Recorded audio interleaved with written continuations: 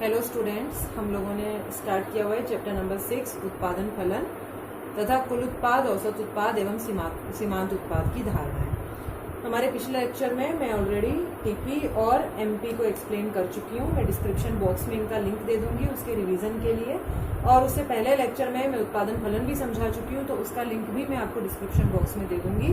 तो इसे अगर आप कंटिन्यूटी में पढ़ना चाहें तो वहां से आप पढ़ सकते हैं। आज हम देख लेते हैं कि एवरेज प्रोडक्ट यानी कि औसत उत्पाद क्या है। वैसे तो हमें नाम से ही पता चल रहा है कि इसमें हमें औसत निकालनी है, और औसत निकालने के लिए हमेशा हमें कुल जो भी क्वांटिटी होती है उसके बारे में जानकारी होनी चाहिए। तो पहले हम देख लेते हैं कि औसत उत्पाद है क्या।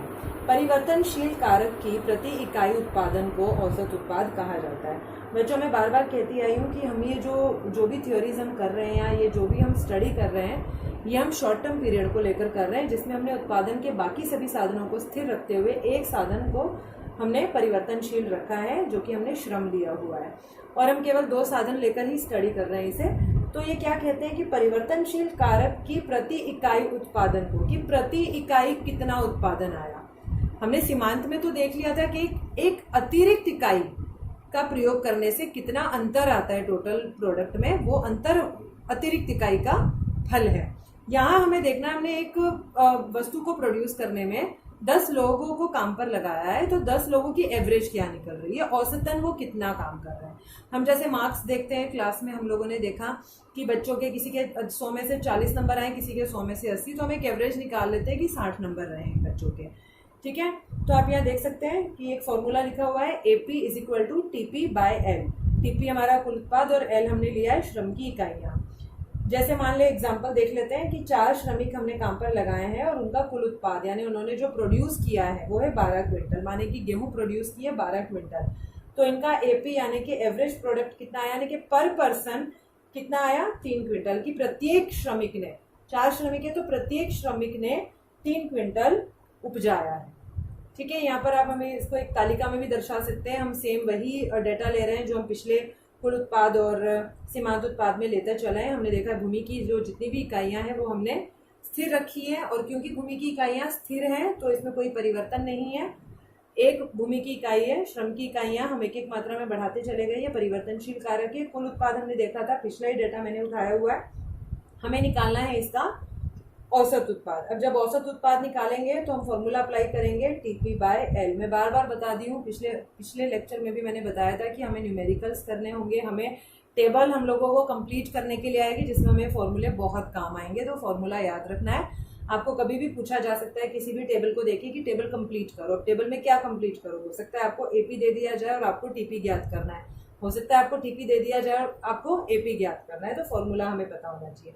आप यहाँ देख सकते हैं मैंने क्या किया, कुल उत्पाद है हमारा 2/1, तो औसत आ गई 2। अगर कुल उत्पाद है 5 और 2 श्रमिक काम पर लगाए तो 5/2 2.5, यानी कि प्रत्येक व्यक्ति का जो उत्पाद रहा है वो रहा है 2.5। इस तरह से आप ये पूरा डिटेल पढ़ते चले जाएंगे। आप देख रहे हैं कुल उत्पाद, मैंने बताया था आपको कि कुल उत्पाद कैसे बढ़ता चला जाता है, उसके बाद 0 होता है, मतलब उसकी जो बढ़त है, बढ़ तो अब भी रहा है पहले की तुलना में, लेकिन कुछ एक्स्ट्रा नहीं आया, उसके बाद कम होता है। इसी तरह से आप देखेंगे कि औसत उत्पाद भी हमेशा से पॉजिटिव रहता है। आप यहाँ देखिए, ये कभी 0 नहीं होगा और कभी नेगेटिव नहीं होगा। हमने देखा था MP 0 भी हो जाता है, MP नेगेटिव भी हो जाता है, लेकिन औसत उत्पाद कभी 0 नहीं होगा और कभी क्या नहीं होगा, नेगेटिव नहीं होगा। ठीक है, आप देख रहे हैं ये बढ़ता है तो बहुत तेजी से बढ़ता है, फिर घटता है तो बहुत तेजी से घटता है, और इन तीनों के क्या रिलेशन है ये अभी मैं बता देती हूँ कि TP, AP और MP में क्या रिलेशन है। देखेंगे TP, MP और AP में संबंध। बच्चों इसे ध्यान से समझिएगा, बहुत इंपॉर्टेंट है ये, और इससे रिलेटेड बहुत सारे छोटे क्वेश्चंस पूछ लिए जाते हैं कि इनमें रिलेशन में AP घटता है तो MP क्या होती है, TP कब घटता है, MP बढ़ता है तो क्या होता है। इस तरह से बहुत सारे क्वेश्चंस कर लिए जाते हैं, और कई बार आपको डायग्रामेटिक एक्सप्लेनेशन भी पूछ ली जाती है, तो इसे बहुत ध्यान से समझने की ज़रूरत है। आप देख रहे हैं कि मैंने एक टेबल बनाई है, और उस टेबल में मैंने भूमि की इकाइयाँ जो कि हमारा स्थिर साधन है, और श्रमिकों की संख्या जो हमारा एक परिवर्तनशील कारक है वो लिया हुआ है। साथ ही मैंने इसी टेबल में MP, TP और AP तीनों दिखाया हुआ है। हम स्टार्ट कर लेते हैं। देखिए, भूमि की इकाइयाँ स्थिर है तो स्थिर मात्रा ही रहेगी। श्रमिकों की संख्या आप देख रहे हैं हम बढ़ाते जा रहे हैं, 0 पर है, तो एमपी कुछ नहीं आएगा, ऑब्वियस ही बात है। अगर एक लैंड है खाली पड़ा है, उस पर कोई भी श्रमिक काम नहीं कर रहा है, तो किसी प्रकार की कोई एमपी नहीं है, तो टीपी 0 है। अब देखते हैं कि जब श्रमिकों की संख्या हम बढ़ाते जाते हैं, बात चल रही है अल्पकालीन समय की। अल्पकालीन समय में ये एक परिवर्तनशील कारक हो सकता है, अदरवाइज दीर्घकालीन में तो सभी साधन परिवर्तनशील हो जाते हैं। तो आप देख रहे हैं एमपी यानी कि सीमांत उत्पाद, एक अतिरिक्त श्रमिक की संख्या बढ़ाने पर आपने देखा श्रमिक की संख्या 1 है, तो उसका खुद का मतलब एक श्रमिक काम पर लगाया तो 6 उत्पाद आया, यही टोटल है। मतलब अभी काम पर एक ही लगाया, एक और अतिरिक्त लगाया, वो अतिरिक्त है 14, फिर एक और अतिरिक्त लगाने पर 28 है, फिर एक और अतिरिक्त लगाने पर 24 बढ़ गया, एक और अतिरिक्त लगाने पर 8 बढ़ गया। तो यहाँ पर मैंने पूरा सीमांत उत्पाद लिखा हुआ है, उसका हमने फॉर्मूला भी पीछे देखा था। कई बार सीमांत उत्पाद ना देकर टीपी दिया होता है और हमसे पूछ लिया जाता है कि सीमांत उत्पाद क्या है। हम इसकी अगले लेक्चर में हम सारे न्यूमेरिकल्स और जो टेबल वगैरह है वो सारा कुछ सॉल्व करेंगे। तो इस चैप्टर को ख़त्म करके उसके बाद हम इस पर आएंगे कि टेबल कंप्लीट कैसे करेंगे। अब आप देखें टीपी कैसे निकालेंगे। टीपी होता है समेशन ऑफ एमपी, यानी कि जितने भी हमारे पास सीमांत उत्पाद है उनका जोड़। कैसे निकाला, देखिए सीमांत उत्पाद पहली श्रम की इकाई पर सीमांत उत्पाद है 6, एक और अतिरिक्त यानी दूसरी श्रम की इकाई लगाने पर सीमांत उत्पाद आया 14। तो दोनों को मिलाकर दोनों को हमने क्या कर दिया, समेट कर दिया, इन दोनों को प्लस किया, तो प्लस करने पर आ गया 20। ठीक है, तो हमने टीपी लिखा है अब 20, दोनों को हमने क्या कर दिया, प्लस कर दिया। इसी तरह से अब आगे देखेंगे, इन तीनों को प्लस करेंगे। अगली इकाई लगाने पर सीमांत उत्पाद था 28, लेकिन हमने उन तीनों का जोड़ जब किया तो हमारा टोटल उत्पाद हो गया 48। इस प्रकार से आप ये करते चले जाएंगे, 72, 80, 84, 84 और 80। अभी ये क्यों आया ऐसा, हमने स्टार्टिंग में भी किया था जब हमने इनको सेपरेट समझा था। एमपी घटता है, शून्य भी होता है, नकारात्मक भी होता है।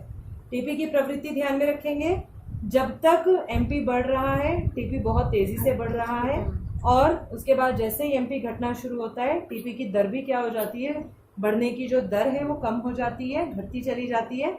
जब एमपी शून्य होता है तो आप यहाँ देखिए कोई परिवर्तन नहीं आया टीपी में, और जब एमपी नेगेटिव हो गया तो टीपी कम होना शुरू हो जाता है। फिर हमें एपी का फॉर्मूला पता है, टीपी बाय एल। तो हम लोग क्या करते रहेंगे, 6 बटे में श्रमिकों की संख्या हम रखेंगे यहाँ पर एल, जो हमारा एक परिवर्तनशील कारक है, क्योंकि हम उसी में घट और बढ़ कर रहे हैं जो भी कर रहे हैं। तो आप देखें कि अगर टीपी है 20, साधन है 2, श्रमिकों की संख्या है 2, तो 20 बटे 2 10। इस प्रकार से हमने ये एपी भी निकाल दिया। अब हमें इसे डायग्राम में दर्शाना है। डायग्राम बनाते समय बच्चे बड़ी गलतियां करते हैं। बच्चों पहले तो ये ध्यान रखना है कि जब भी हम डायग्राम ड्रॉ करते हैं, ये एक्स एक्सिस है, ये वाई एक्सिस है, हमें यहाँ पर एक्स और वाई एक्सिस पर वाई लिखना बहुत ज़रूरी होता है। ठीक है, ये 2 डायग्राम्स इकट्ठे बनाए क्योंकि इस पर मैं टीपी और एपी सबके रिलेशन बताऊंगी, पर जो बेसिक चीज़ है वो यही होती है कि हमें एक्स एक्सिस और वाई एक्सिस ये शो करना होता है। जो भी हम पैरामीटर्स लेते हैं इनकी जो दूरी है, मैं बार बार कहती आई हूँ, स्केल का इस्तेमाल ज़रूर करें, बिना स्केल के डायग्राम्स ना बनाए, बहुत गलतियाँ हो जाती है। जो डिस्टेंस हम रखते हैं वो सेम होने चाहिए, इक्वल होने चाहिए। मैंने यहाँ पर लेबर लिया है क्योंकि लेबर ही क्या है, हमारी परिवर्तनशील कारक है। तो हमने पहले 0, फिर 1 लेबर, 2 लेबर, 3 लेबर, 4 लेबर, इस तरह से हम लोगों ने लेबर की मात्रा बढ़ाते गए हैं।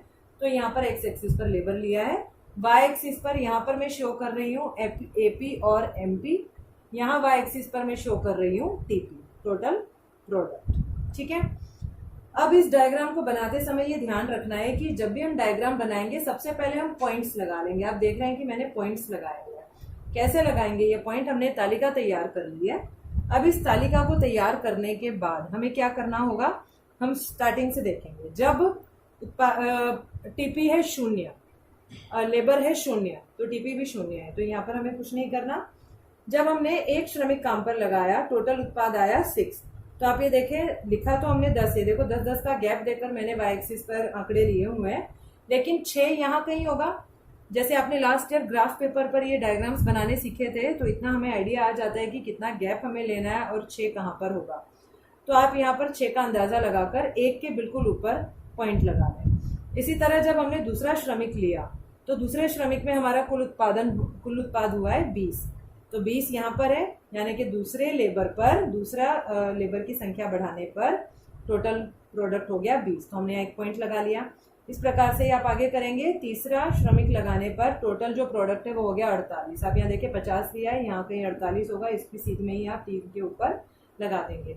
इसी प्रकार से 4 पर 5 पर जो भी आंकड़े हमारे पास है उन्हें हम इस तरह से लगाते जाएंगे। और फिर आप देखें इन सारे पॉइंट्स को लगाने के बाद आप इन्हें जोड़ देंगे तो बहुत इजी हो जाता है। कई बार बच्चे क्या करते हैं, पहले ड्रॉ कर देते हैं और फिर आंकड़े इस पर पॉइंट फिट करने की कोशिश करते हैं, वो आपका डायग्राम कभी भी सही नहीं बनेगा। ये हमने क्या बना दिया, टोटल प्रोडक्ट। ये हमारा कर्व बन गया और इस कर्व को हमें स्टडी करना है। आप ये देखें कर्व कैसे जा रहा है। आप देखेंगे कर्व पहले बहुत तेजी से ऊपर जा रहा है, फिर थोड़ा धीमी गति से ऊपर जाता है, फिर एक पॉइंट आता है जहां ये स्थिर हो जाता है और फिर टोटल प्रोडक्ट गिरने लगता है। यही चीजें बार बार मैं दोहराती जा रही हूँ और यही चीजें हमें याद रखनी है। आप देख रहे हैं यहाँ पर गति कैसी है, गति बहुत तेज है, यहाँ पर गति स्लो हो जाती है, यहाँ पर स्थिरता आती है और फिर टीपी घटना शुरू हो जाता है। अब इसका एमपी और एपी से क्या रिलेशन है, तो हम नीचे वाले डायग्राम में एपी और एमपी दिखाएंगे। इसी प्रकार से मैंने एक्स एक्सिस पे लेबर लिया हुआ है, वाई एक्सिस पे हम एपी और एमपी दिखा रहे हैं। ध्यान से देखेंगे बच्चे, सबसे पहले हम एपी डॉट लगा लेते हैं, एमपी को स्टडी कर लेते हैं। 0, यहाँ पर कुछ था ही नहीं तो यहाँ से स्टार्ट ही नहीं करते। पहला श्रमिक आने पर 6, तो एक पॉइंट हमने 6 पर लगाया हुआ है एमपी का। आप यहाँ देख रहे हैं मैंने 2 डॉट्स लगाए हुए हैं, जो ब्लैक डॉट्स हैं वो मैंने एपी के लिए लगाए, जो रेड डॉट्स है ये मैंने एमपी के लिए लगाए।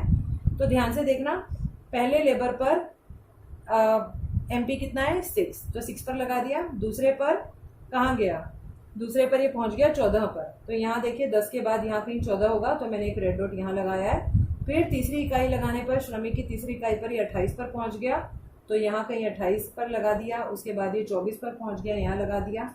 इस प्रकार से आप ये देख रहे हैं मैंने रेड डॉट्स। अब यहाँ नोट करेंगे जो 7वीं इकाई है, 7वीं पर 0 है, तो ये मेरा जो रेड डॉट है वो यहाँ पर आया है। और 8वीं इकाई पर ये चला जाता है नेगेटिव। हमने पहले भी ये एक्सिस स्टडी किए हुए हैं, हमने देखा है कि जब ये 0 से नीचे जाता है तो माइनस का आंकड़ा कहलाता है। तो माइनस में यानी कि जब हमें -4 दिखाना है तो 8वां हम दिखाएंगे यहाँ पर।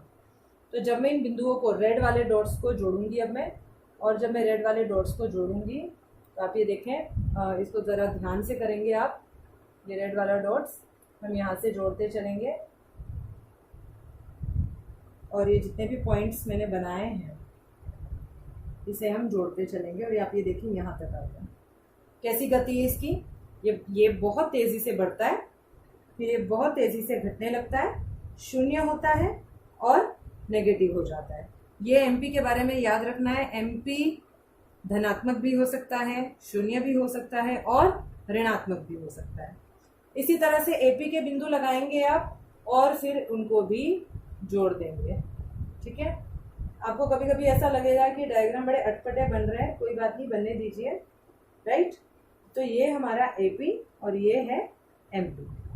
समझ गए ना, तो टीपी नेगेटिव होता ना एमपी नेगेटिव होता, ना टीपी 0 होता ना एपी 0 होता है, लेकिन एमपी 0 भी होता है, एमपी नेगेटिव भी होता है। यानी कि एक अतिरिक्त इकाई को अगर हम काम पर लगा रहे हैं, अपने खेत पर लगा रहे हैं, ऐसा हो सकता है कि उसको लगाने पर हमें किसी प्रकार का कोई रिजल्ट प्राप्त नहीं होता, लेकिन अगर जब हम एवरेज निकालते हैं तो 8 के 8 लेबर को हम जोड़ लेते हैं तो एवरेज निकलने में उसकी गिनती हो जाती है। पर एक अतिरिक्त इकाई के पॉइंट ऑफ व्यू से देखा जाए तो उसकी कोई उत्पाद हमें उससे प्राप्त एक्स्ट्रा नहीं होता है। अब बात आती है रिलेशन की, तो आप यहाँ पर देखेंगे रिलेशन कैसे शो करेंगे। हमें रिलेशन कैसे शो करना है, रिलेशन में हमें ये दर्शाना है कि जब एमपी बढ़ रहा है, आप यहाँ देखिए ये वाला जो हिस्सा है एमपी यहाँ पर बढ़ रहा है तो टीपी बढ़ती दर से बढ़ता है। ठीक है, देखिए यहाँ बढ़ती दर से ये वाला पॉइंट है, यानी कि आप देखें तीसरे पॉइंट तक बढ़ती दर से बढ़ रहा है, 6 से 14, 14 से 28। ठीक है ना, तो तीसरी इकाई तक तो ये क्या हो रहा है, बढ़ती दर से बढ़ रहा है, हमने देखा। उसके बाद जब टीपी घटना शुरू करता है, टीपी यहाँ से घटना शुरू कर दिया तो एमपी घटती दर से बढ़ तो अब भी रहा है। आप यहाँ देखिए एमपी घटना शुरू हो गया है और टीपी जो है वो घटती दर से बढ़ तो अब भी रहा है, लेकिन बड़ी घटती दर से बढ़ रहा है। कब तक, 84 तक। यहाँ पर हमारा 84 आया था यहाँ तक, यानी ये कौन सी इकाई है, ये इकाई है 6ठी और 7वीं। अब 6ठी और 7वीं तक देखें, इनफैक्ट यहीं तक देख लें, 7वीं इकाई तक कैसी स्थिति रही है।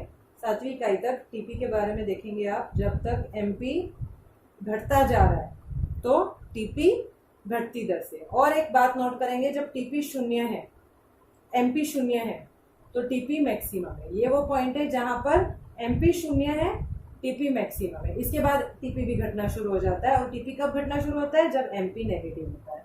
तो आपको क्वेश्चन किस तरह से आता है कि जब एमपी बढ़ता है तो क्या टीपी बढ़ता है? क्या बढ़ती दर से बढ़ता है या घटती दर से बढ़ता है?